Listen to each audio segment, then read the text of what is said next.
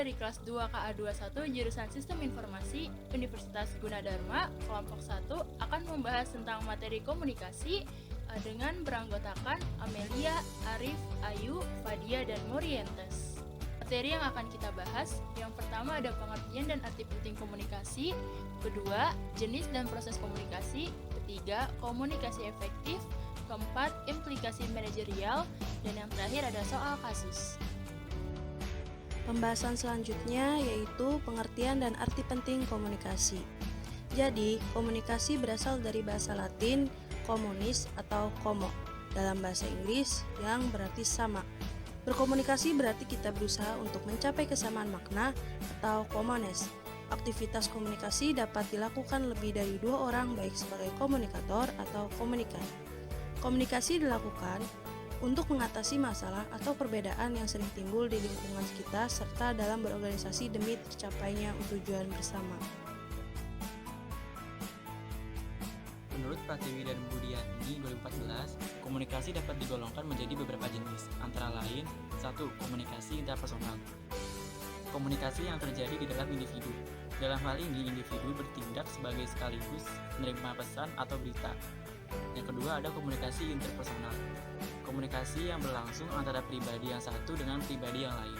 Di dalam jenis komunikasi ini, unsur pribadi terlibat secara utuh antara satu dengan lainnya dalam penyampaian dan penerimaan pesan secara nyata.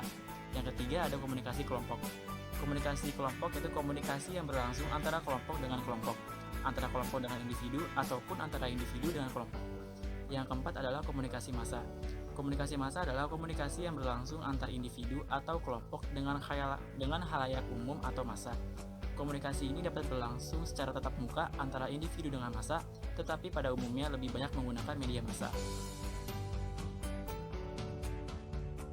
Atas dasar media, komunikasi dapat dibedakan menjadi dua jenis, yaitu pertama ada komunikasi sosial.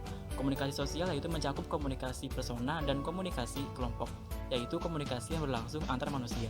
Yang kedua ada komunikasi media. Komunikasi media itu adalah komunikasi yang berlangsung dengan menggunakan media massa. Jenis komunikasi ini termasuk komunikasi yang berlangsung satu arah. Proses komunikasi ini terdiri dari tiga tipe yang sangat penting, yaitu informasi, persuasi, dan dialog. Informasi sering terfokus kepada pengirim pesan, sementara persuasi berkaitan dengan isi pesan tersebut. Dialog menekankan pada hubungan antara para pelaku dalam proses komunikasi, yang semuanya itu akan menghasilkan komunikasi efektif. Dalam proses komunikasi, pihak yang diajak berkomunikasi akan lebih mempercayai pesan-pesan yang jujur, apa adanya sesuai fakta. Pesan yang demikian itu akan mengembangkan komunikasi yang sedang dibangun. Informasi yang jujur dan terbuka bagi pihak lain, baik di dalam ataupun di luar organisasi, akan menghilangkan kesalahpahaman dan dapat membina hubungan yang lebih baik. Kita akan masuk ke dalam bahasan materi komunikasi efektif. Apa sih komunikasi itu? Komunikasi adalah sebuah kegiatan mentransfer sebuah informasi baik secara lisan maupun tulisan. Namun, tidak semua orang mampu melakukan komunikasi dengan baik. Komunikasi efektif terjadi apabila pesan yang diberitahukan komunikator dapat diterima dengan baik atau sama oleh komunikannya, sehingga tidak terjadi salah persepsi. Komunikasi efektif dapat berjalan dengan baik apabila yang pertama, komunikator menghargai setiap individu, orang maupun kelompok yang dijadikan sasaran komunikasi. Yang kedua, komunikator harus mampu menempatkan diri kepada situasi atau kondisi yang dihadapi orang lain. Yang ketiga, pesan diterima oleh penerima pesan dan dapat didengarkan dengan baik. Dan yang terakhir adalah berkaitan dengan sikap rendah hati dan mau mendengarkan orang lain.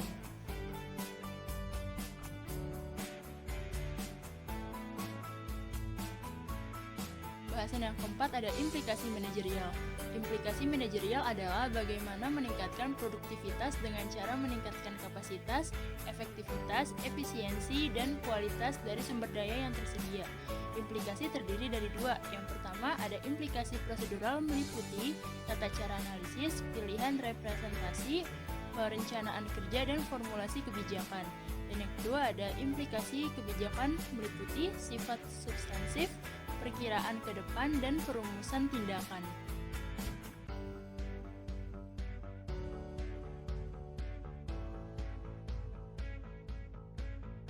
Soal kasus. PT Golden Castle bergerak dalam bidang konveksi atau tekstil, mengalami permasalahan antara perusahaan dengan karyawan. Permasalahan ini terjadi yang disebabkan oleh adanya miskomunikasi antara atasan dengan karyawannya. Adanya perubahan kebijakan dalam perusahaan mengenai perhitungan gaji atau upah kerja karyawan. Namun pihak perusahaan belum memberitahukan para karyawan, sehingga karyawan merasa diperlakukan semena-mena oleh pihak perusahaan. Para karyawan mengambil tindakan yaitu dengan mendemo perusahaan. Namun tindakan ini berujung pada PHK besar-besaran yang dilakukan oleh perusahaan. Perusahaan manapun pasti pernah mengalami permasalahan internal, mulai dari tingkat individu, kelompok, sampai unit. Mulai dari derajat dan lingkup permasalahan yang kecil sampai yang besar. Yang relatif kecil seperti masalah adu mulut tentang pribadi antar karyawan, sampai yang relatif besar seperti beda pandangan tentang strategi bisnis di kalangan manajemen.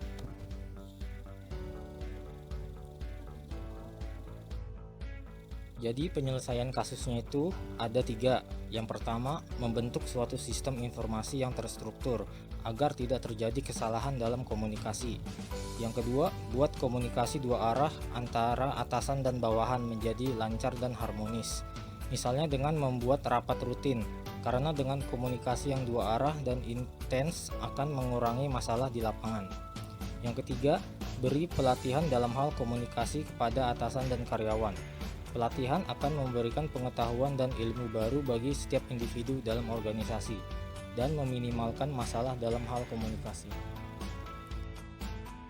Jadi, kesimpulan kasusnya adalah PT Golden Castle bergerak dalam bidang konveksi atau tekstil, mengalami permasalahan antara karyawan akibat adanya miscommunication antara atasan dengan karyawan.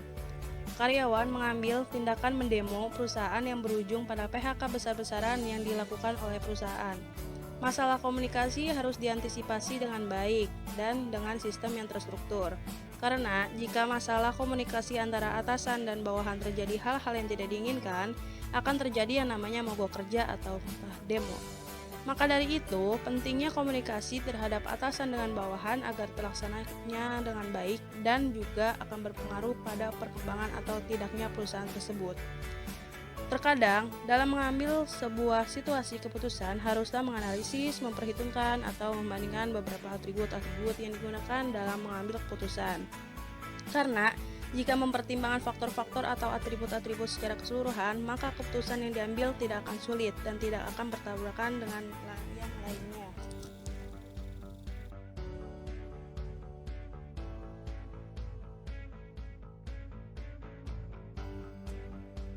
Berikut adalah daftar pustaka atau referensi yang kita ambil.